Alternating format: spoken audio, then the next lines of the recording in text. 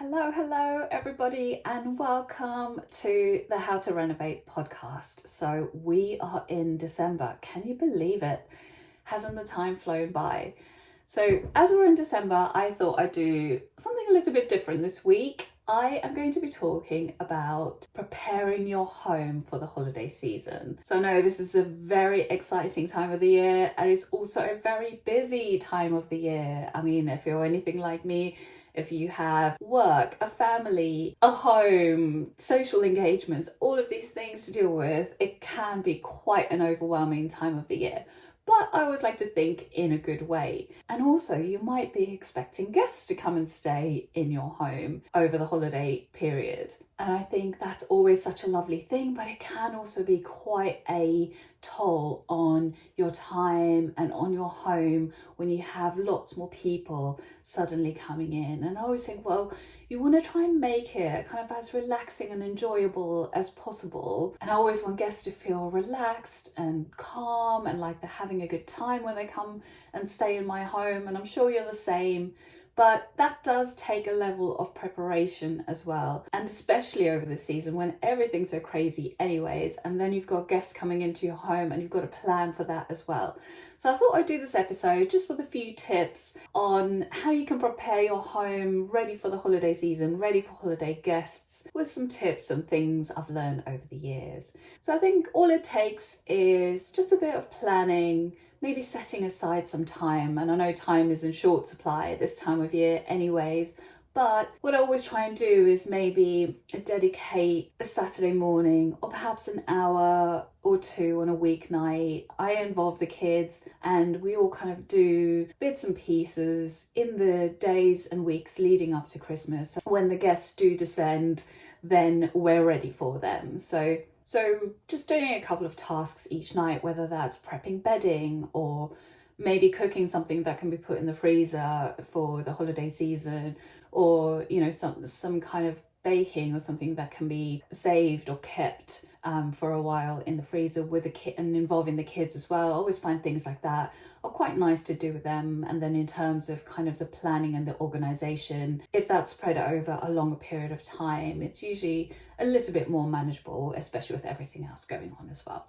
So let's get into the episode. So the first thing I usually do at home is a deep clean and a declutter. So this time of the year, there's so much else already coming into the home. So we've got the Christmas tree to put up. You've got loads of presents coming in that need to be wrapped, decorations everywhere, lots of extra things going on surfaces. And so what I like to do is just take some things away before that stuff even makes its way into the living room or into the downstairs from the storage or wherever it may be. I first try and put some stuff away. So that would be anything like large vases or anything on surfaces that we don't really need to have out. So I'd kind of put those things into storage where the Christmas things were, and then bring out the Christmas decorations and tree. And then there's kind of space for those things. And you can appreciate them a bit more if it's not just squished in amongst all your other things that are out all around the year anyways. So then, of course, at the same time, it's a good time to do a deep clean as well, whether you do that yourself or you get some help in to do that. It's good to kind of, once you're putting things away and doing a bit of a declutter, you can kind of just do a deep clean at the same time.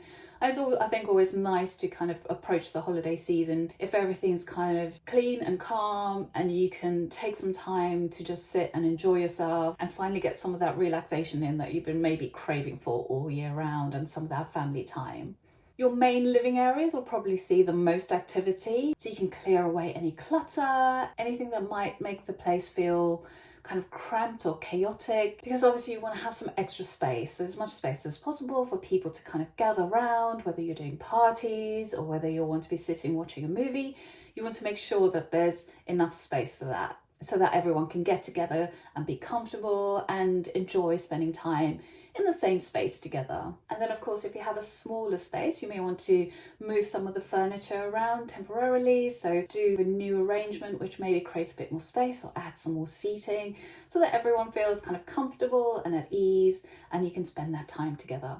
And then the next thing I like to do, which might be a bit nerdy. So what I do is kind of plan things to make them easier later on. So for example, I will store, if we're having guests and we have to set up guest beds or extra beds in bedrooms or dedicate a room as a guest bedroom for that period of time, I will kind of plan ahead. So everything that I need for that guest in terms of duvets, pillows, bedding, I will store it in a wardrobe or in a drawer in that room. So when it comes to the day that I need to then make that into a guest bedroom, everything's already in there. Everything's in that room. So I don't need to be running up and down the house trying to find different things from different places. I have a strategy that everything that I need to quickly set that room up is right there in that bedroom. So you can really apply this concept to many, many things. This is just one example, but it's just thinking ahead about what you need to make something happen in one room or in one area, and getting everything you need to do that particular thing in that room already gathered there. So when the time comes, you've almost won yourself time. You've created time for yourself because you're not then running around trying to find everything around the house to pull that room together. You've kind of just done it as you're going about your day, or like I said, maybe if you're dedicating a bit of time every day, if you're just kind of thinking ahead and getting everything that you need together, it then makes that final rush and that final flourish of getting everything done a lot easier. So this could also apply to things like seating. You just want to make sure you have enough seating perhaps in your living area. So that could mean bringing in a few extra chairs. It could also mean gathering all the blankets you have so everyone can get cozy, maybe putting them in a basket in that room, all before you actually need to do it, so that when it comes to it, everything's kind of set up for you and you can just quickly pull it together. It could also apply to things like stocking up on your bathroom items. So next time you go shopping, I like to always grab some extra bits if we're having guests over. So extra shampoos, conditioners, soap, loo rolls. So just kind of making sure you're stocking up. So everything at the last minute is not this huge rush, just doing it as you're going through the month. This could also apply to obviously food. So you can stock up on those essentials, whether it's snacks or drinks or breakfast items. So keeping your kitchen stocked for the whole of December will save you from those kind of last minute runs and just ensures that the guests have options and that you're not completely stressed out. And then the third thing I like to do is just to freshen up the hallway. I think in our homes, we kind of forget the hallway. It's kind of this usually busy area that everyone's passing through every single day. And sometimes we don't just stop and look at it and realise that perhaps it's full of clutter. There's extra coats there that don't need to be there, extra shoes or packages that have been put on the side and not opened yet. So I think a big hallway clear out is good, because I think if guests are arriving, they'll have bags, luggage, they'll have big coats if you're in a cold country. So you'll want them to be able to come in, feel comfortable, feel relaxed, have somewhere to put their things. So I think just kind of clearing out the hallway, just freshening it up a bit. Perhaps you could kind of scent the hallway. I love putting scents throughout the whole house at Christmas. I love having diffusers and candles. So you could do that in the hallway as kind of a lovely first impression to invite your guests in, and then also just put some perhaps some minimal decorations so everybody gets in that festive mood. And then number 4 is to create a cozy guest room, which I touched on earlier. So many people have guests over this time of the year, and I always think it's so nice to just make guests feel welcome, like you've thought of them, and that they're not kind of a last minute addition being squeezed in. So make sure your duvets are fresh and washed and pillows are clean and your bedding's fresh and clean. And even if it's not proper bed, even if it's a fold out bed or a sofa bed, just try and make it as comfortable as possible, and maybe add some lovely elements like some fresh towels or a candle or some toiletries in the room for them, just to make them feel welcome. And something I always like to do for guests, especially if they stay more than a couple of nights, is to give them somewhere to put their clothes. So somewhere to unpack their suitcases always makes people feel really welcome, even if it's just one empty drawer or one shelf or somewhere they can hang a couple of hangers with their clothes on. I think that really makes people feel welcome, that you thought about where they're going to put their things, and just to make them feel very comfortable in your home. And then number 5 is to set up stations. So I think this is such a clever idea. And I have to say, I haven't tried this one yet, but I saw this online and I thought this was a really good idea just to save you some trouble whilst the guests were in your home. So you could set up stations for various different things really. So you could set up a breakfast station. So it's just about having an area or a place in your home. So obviously a breakfast station would be an area in the kitchen. It doesn't have to be a huge space. It could literally just be a tray, but you put everything on there that your guests might need. So tea, coffee, biscuits, breakfast cereals, bread, things for toast. Have it all out and have it all corralled in an area so that when guests wake up and they perhaps come down to the kitchen in the morning, they can see everything's ready for them. And it saves you taking everything out and putting everything away again every single day. And it also makes them feel comfortable because everything they need is out. So they'll feel inclined to help themselves, which of course then saves you the effort of serving them or having to host constantly. Because obviously you'll want to host at certain times of the day, or if you're having a party or dinner. But generally, if guests are just around the home, I think this is a great way of just saving yourself some trouble and also making them feel really welcome and at home at the same time. So you could even do this for various things like toiletries. You could have an area in the home where everything's just out and they can help themselves and they don't have to ask you for towels or where is the shampoo or where is the toothpaste. You can just have everything out for them and they can help themselves to whatever they need. And I think even at this time of year, it would be great to have a little station for wrapping, because I think sometimes people are very busy. They don't perhaps have time to wrap all their presents. So I would even put out some wrapping paper, tape, some tags and some bows and some ribbon. Just have that in a little basket somewhere. And if someone says, oh, have you got some spare wrapping paper or whatever, you don't then need to go hunt around for all those separate things and find them for them. You can just say, or everything that you might need is right here.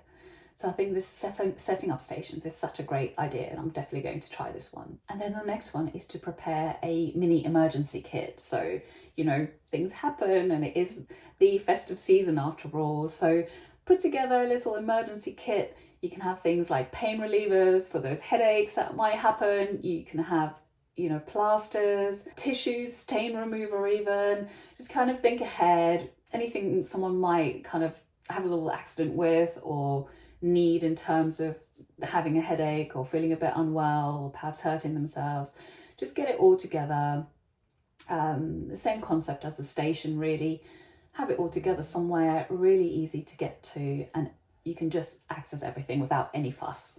And then the last one is plan some entertainment options. I mean, this is what this season is all about. We all want to spend time with our loved ones, play some games, get together, watch a movie, actually have time to sit together and be present and watch a movie together, which with the crazy pace of life that we have, I mean, I don't know about you, but especially here in London, and the pace of life is very, very fast and busy. And so everyone really does look forward to this time of year where you can just have a few days off and be completely present with your family and your friends and enjoy these moments. So plan some games, stack up the board games, have a playlist ready. It's one of my favourite things to do is to get the family involved in creating a Spotify playlist. So we all make suggestions and we all put it on the playlist, and then we'll just play that throughout the holiday season, over Christmas, any parties we might have at home, we'll put that playlist on. And then of course get those Christmas films out. Oh, who doesn't love a Christmas movie? So get your Christmas playlist of your movies set up as well, and especially if you have guests, it's really fun to watch with family and with friends, and just creating a really relaxing and a memorable time for everybody. So that brings us to the end of the episode. I hope you enjoyed this one. It's a bit of an unusual one this week, but just a few thoughtful touches and some planning can really help you to just have a bit more time for yourself and enjoy the festive season rather than being stressed out and feeling like you don't have enough time and constantly hosting. I think if you just plan ahead a little bit, you'll give yourself some time to enjoy this period as well. So I hope you have a productive December and that you also get some time to just completely sit back and relax when it gets to those holiday days at the end of the month. So that's bye for now, everybody, and I hope that you enjoy having your guests around, and I hope that they enjoy spending time in your home, which you've gone through a very special effort to make warm and welcoming for them. Thanks for listening, and I'll see you in the next episode. Bye for now. For more information on my 5-pillar process for successful renovation, you can go directly to southplacestudio.com/pillars, where you'll find an introduction to the process which covers each of the pillars and what they cover. We also have a number of other free renovation resources. Go now to southplacestudio.com/freebies. I have created some amazing freebies for you there. There is one on the process, like we just said. There is one on planning permission. There is one on kitchen design. There is another one on lighting planning. Go and check those out. There's so much free information there to help you with your renovation.